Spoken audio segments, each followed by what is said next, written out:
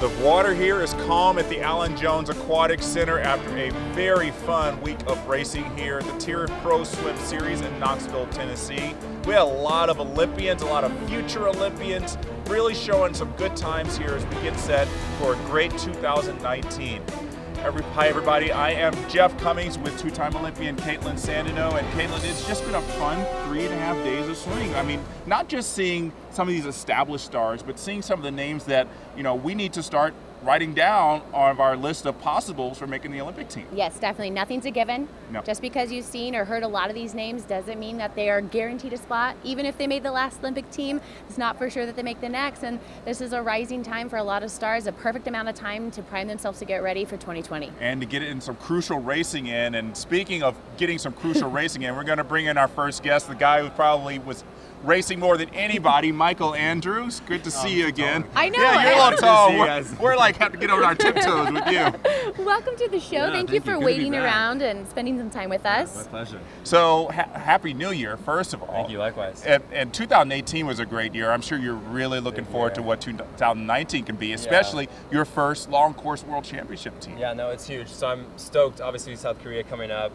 Coming off of such a breakout year, the focus now shifts towards that, and you know, ending December short course worlds is like, okay, now we step up into the real big boy leagues, and I'm so for it. And you've got a big transition that you just made from being in Kansas and now moving out to California. That is a big, big change. You're my beach neighbor. I know, we gotta go surfing We're together. neighbors. We gotta take it surfing. I'm a little jealous you guys get to do that. I feel like I live in paradise. Like, it's amazing. We've What's downsized massively. So big house to small house, bunking with my sister, but I get to ride to practice, I get to surf every day. Like, it is amazing. And Kansas is under snow right now, which sucks. Yeah, but you're looking out on your life right now and say, I'm really happy for that. Absolutely. What was behind the move for that? Yeah. So we feel like the last decade has been so focused on my swimming and my career, and as a family we do everything together. Love it. My sister's dream, and this was while I was overseas for the Mare Nostrum, her dream is to surf. They went to the coast, and my mom at the end of the trip was like, you know what, Michaela, what do you want to do? And she's like, I want to surf. Wow, so we're like, nice. well, let's move to California. And we feel pretty blessed because most families can't just do something like that. Yeah, sure. And so we decided, why not? So is surfing a part of the daily routine? Is it part Absolutely. of the training Yes. course now? So like as we were planning the year, it's like, okay, we're gonna train this morning. We're gonna go surf for an hour. We It's just gotta be back perfect. for lunch. We ride here, swim here. But yeah, it's amazing. Something that I'm really impressed by is the amount that you give back. In the end of December, you and your family headed to Tijuana. We're building some homes. Tell us about that experience. Yeah, so Hope Sports is an organization we kind of partnered with where we go into Tijuana and we get to build a home over 2 days. It's incredible. So for us, we feel like in sport, we are very performance-based. It's all about winning, it's all about success, and that's what companies like, and I get that, that's the world. But if I can take that and change it to a purpose-based identity, it changes everything. It gives me the freedom to race faster without the pressure, and I think being able to build homes like that for families that don't have those opportunities is really eye-opening to all the things that we have and take for granted. And you also give a lot back to the swimming community. Last year you did this wonderful swim clinic in Austin. We actually had some video of it. I mean, talk about what it means to you to be able to impart your knowledge to the younger swimmers. Yeah, I feel so grateful because I've had the opportunity to learn a lot, and so obviously we do things very differently, whether it's USRPT. This is so cool. I had a really good time here. Being able to give back and teach it's an easy way to see a swimmer kind of change their perspective on things. And so if I get the opportunity to do it, I'd happily do it. And I'm sure a lot of these kids were just excited to be So able thrilled. to just be this close to you. And for you, but mostly for you, like I said, it's, you know, you've got a lot of knowledge in this sport, even for such a young swimmer, relatively young, 19. We talk about the things that actually you have learned. Oh man, I could write a book on. I should write a book. Now that I say that. Things But like, to do. so many things. Whether it's from changing like my mental frame of mind, the physical side of things, the training, the diet. Like, there's so many aspects that goes into being an elite athlete. And I've had a lot of opportunities to learn because I've been on the top stage for a little bit now. Definitely. And you know, I'm so grateful for it. Yeah, it's just amazing. But yeah, lots to learn for sure. And still, I'll continue to learn. Absolutely, that's what the sport's all about. Yeah. So one of the races that I think was the most exciting for you here in Knoxville is the 50 freestyle. You and Michael Chadwick going head to head. We actually got some video of this. I don't know if this will be the first time you'll get to watch this. You'll be right there, lane number 4. It was kind of cool. You had those kids from the swim teams right now. They were cheering, Michael, Michael. Yeah, so actually I came here to Knoxville early November to promote the meet, and I got to hang out with all the swimmers. Great. So they know you. So you're 4th from the top there. You got, Caitlin and I were talking about this. You got that left arm bent, the right arm straight. It's kind of interesting how you do that. Yeah, it's weird, and I think a lot of it has to do with my breath, and so I feel like my body naturally rolls a little more to my right side. And it's not that we've been focusing on swimming a straight arm freestyle, but I know that if I can swing it a little more, I create more velocity and power to drive down the pool. And it just seems like naturally that's what's kind of happened. It'll be interesting to see if things start to change as we go forward. But like last night, the focus was really to pick up that first 15 meters. Because I remember from prelims, I was really quite slow off the blocks. And then just tucking the head that bit. See the head there, huge difference. And in a 50, just that one little bit could be a big difference. Well, that's something I learned a lot last year, was just that slight tuck of the chin. It lifts my shoulders just enough to where I can create the power, keep the hips up. And it's all about cutting down resistance and increasing power. It's amazing how much technical stuff goes into in 22 seconds. So I mean, all those things. Of course, it's so much to think about. I would imagine, though, you're swimming on autopilot, though. It's all about practicing these things. So when you're 100%.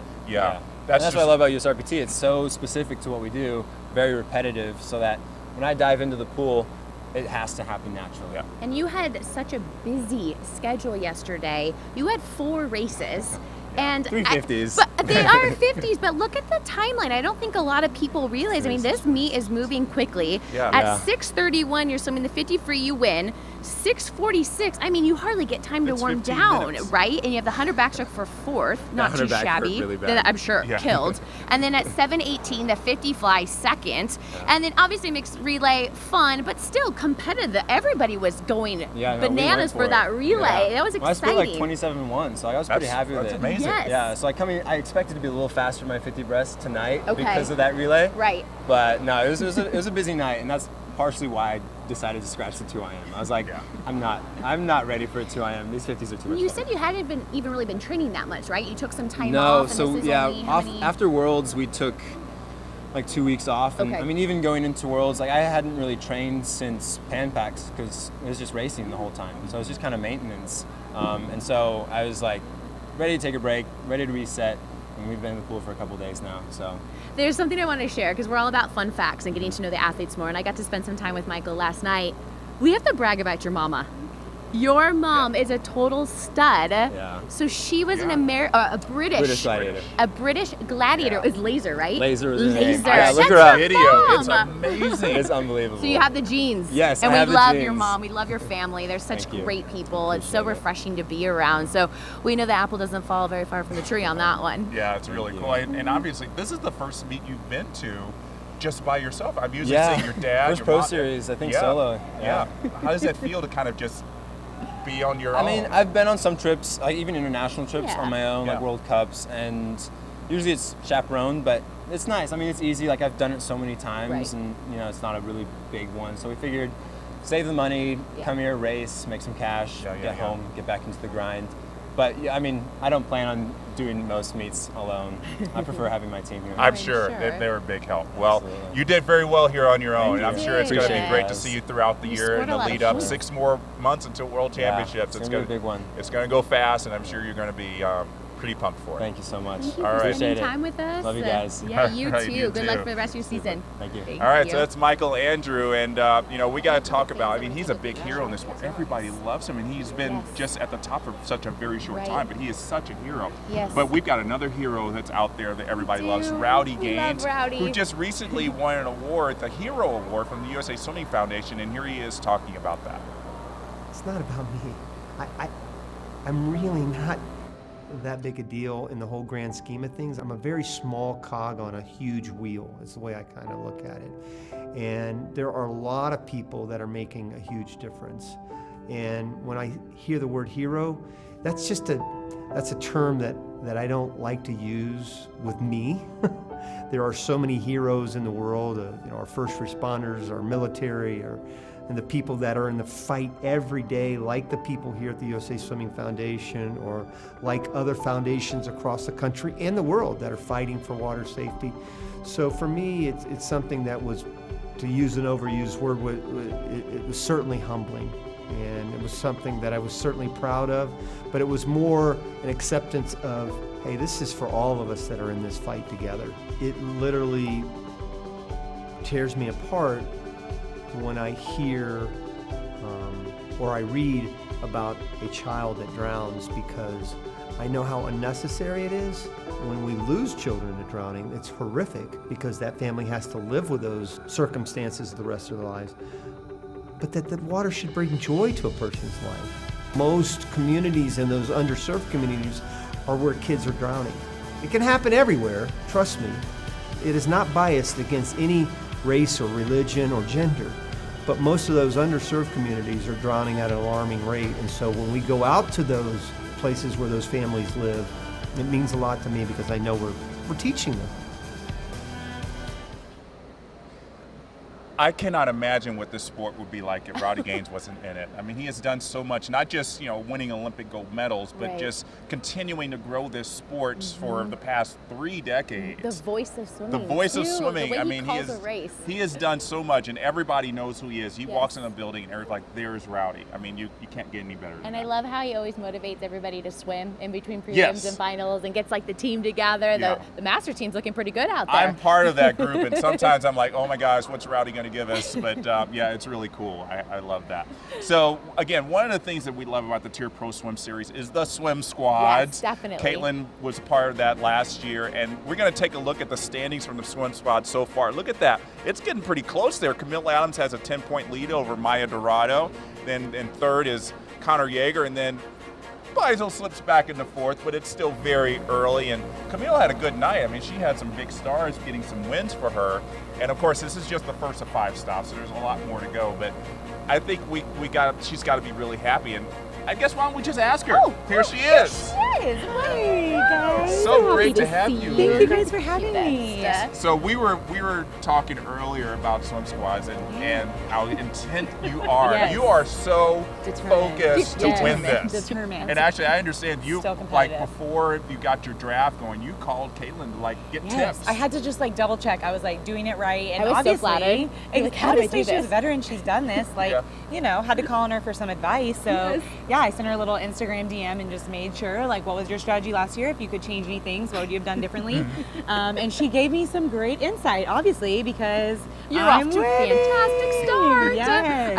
I was like, get Michael Andrew, because Yeah. he was one of my first picks, and I mean, he comes Love to that everything, kid. he races everything, Yeah. and He does. so nice, Such a a good- yeah, great good- person, good a good heart. ambassador, Yes. great heart. Yes. But you were kind of nervous for your draft, I was weren't you? so nervous. I love your story about it. So nervous, so nervous. So yeah, we were sitting in this like really cute little Greek restaurant. I needed to go to a place that had good Wi-Fi because I was like between locations, busy. And my husband met me there because we were gonna grab dinner, you know, life on the go. And we were the only people in this restaurant, and the food was great. So I'm sure that's not what it was. But so we're sitting there, and when I get like really nervous, I laugh, and then when I laugh and like don't get any air, I snort. So I'm just like this like snorting girl in a restaurant, nobody else, and the cook is like looking back like, everything okay? I'm like, Just yeah, doing everything's swim fine. squads. Just swim squads. I'm just still obviously way too competitive. So yeah, it's been great. I'm super excited. My team did really well. Stop number 1. So very well. I'll be at stop number 2 in Des Moines. So I can't wait to keep cheering them on. And my heart exploded when I heard that you're playing for the Jesse Reese Foundation. Oh of my course. gosh, I was like goosebumps. So thank you so much for yes. continuing to spread awareness, and hopefully, you know, I didn't win last year, but Lenny did, and Lenny was competing for the Jesse Reese Foundation. This So is just awesome. passing the torch and just spreading course. awareness. It's just so, it means so much to me. So thank you. Yeah, I still have such like a big heart for kids and kids in general, and so that was a perfect fit for us. Well, win, lose, or draw, I think just everybody knows what you're going to be playing for. Exactly. And I think the interest people will be like, okay, I know more about this, and we'll get more involved even beyond this swim season. I think is the big deal. Definitely.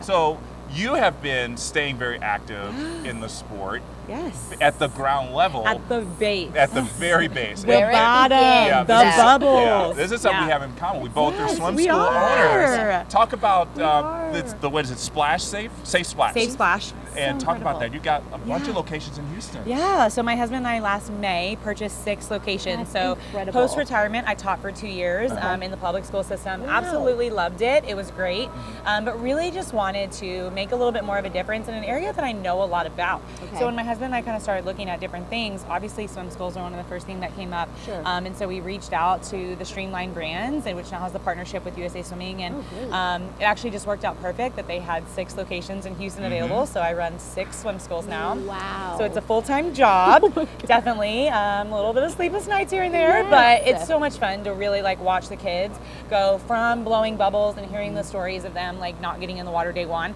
to watching them learn butterfly, because we teach all 4 strokes. Watching them learn butterfly is the coolest thing. So that's to kind of be like my stroke. Yes. And so we kind of say from bubbles to butterfly and teaching them all those different things. So love that. it's such a cool organization to be a part of, and I really do feel like I make a difference every day, and it just spends so much time with moms, and I love it. It's a blast. So great. What was the beginning of your swim career like? How did you How start? did I get into the sport? Yeah, that's an awesome question. So my dad was a swim coach and I swam didn't know all that. throughout. Yeah, he swam in college at a small D2 school.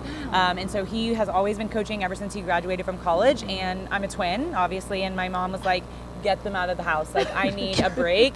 I need a reset. So she would send us to the pool with my dad, thinking my dad was like, oh yeah, it's not, everyone will hold them, not a big deal, whatever.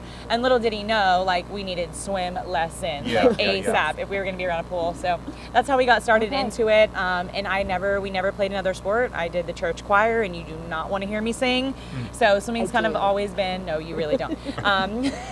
Swimming's been a love of mine for so long, and so it's awesome to still be a part of like swim squads and Safe Splash and stay involved in the sport here and there. So Incredible. I love that story. It must be just really challenging though, as I you know those little 4-year-olds who are a little afraid. Yes, so of that afraid. first step.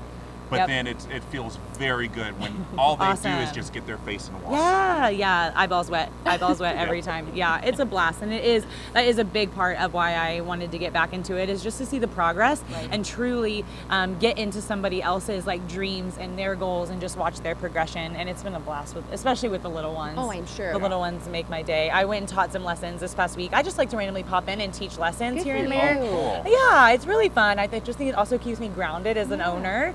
And so I just popped in one day last week and taught some lessons. And I was like, gosh, I love this company, you know? Yeah. And you like really feel like I make a difference day in and day out. And so it's so much fun. We talked to Elizabeth earlier today about how we love how the swim squads are getting more involved in the communities. And so today you had a clinic. So I was thinking, oh my gosh, you're so More perfect kids. for that. Yeah. So you had a clinic earlier today with age groupers, right? About 30 of them. Yeah. And then a master's workout afterwards. Yes, it was a blast. Was it great? So much fun. Clinics are like really like, I feel like my sweet spot in life, because it's obviously teaching, which I have such a big passion for, and swimming, and it's together. And so I love clinics. I've been doing them for a long time, and I really feel like that's kind of my sweet spot in life right now. So love doing the clinic this afternoon, and I've never done one with Elizabeth. Can you believe it? Oh, like they we were both have lucky to done have too you many. both together. Yeah, we were like, we're sorry if we just like randomly start bursting out laughing, because it's like an inside joke, but we've been best friends forever, so I'm really sorry. So it was so fun. And then, you know, the master's group was great. I kind of helped from outside the water, watch some stroke stuff from the top,